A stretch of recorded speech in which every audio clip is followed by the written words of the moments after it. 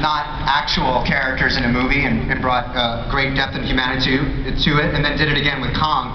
How is Caesar different, and what were the new challenges that this role actually set forward for you?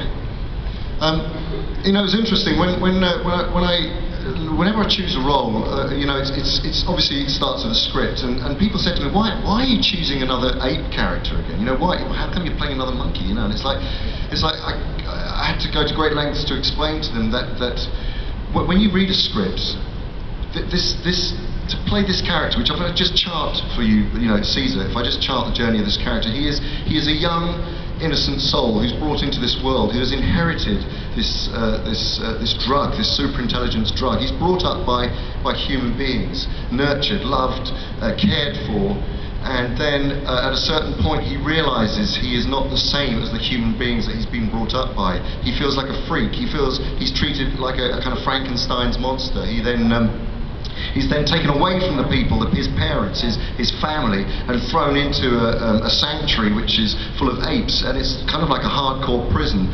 And then he brings this disparate group of apes together and then leads them to revolution. And then, and by the way, he's an ape.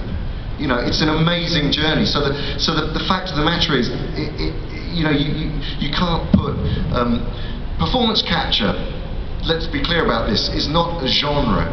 It's not, you don't make performance capture movies. Performance capture is a tool, and it's a tool that enables actors to transport and transform themselves into anything. There's no limitation. The only limitation is in the imagination.